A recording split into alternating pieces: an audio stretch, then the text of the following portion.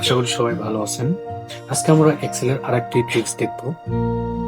ট্রিক্সটি হলো, এখানে অনেকগুলো কলাম আছে, কলামগুলো অটোফিট কিভাবে করা যায় সহজে সেটা।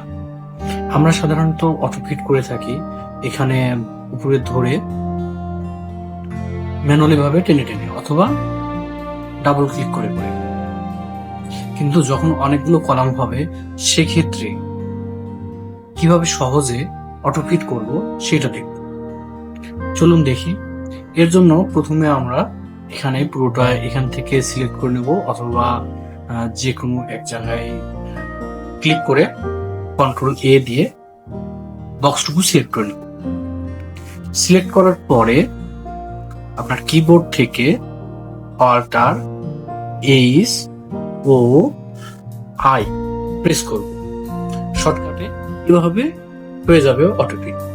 আবার সেটা না করতে চাইলে আমরা এখানে অপশন থেকে করতে পারবো। এখানে উপরে ফরম্যাট নামে একটা অপশন আছে, এখানে সিলেক্ট করার পরে এখানে আমরা ফরম্যাটে যাব, তারপরে এখানে অটোফিট কলাম উইথ এটা দিব, তখন কলাম অনুসারে হয়ে যাবে। রোতেও অটোফিট করা যাবে।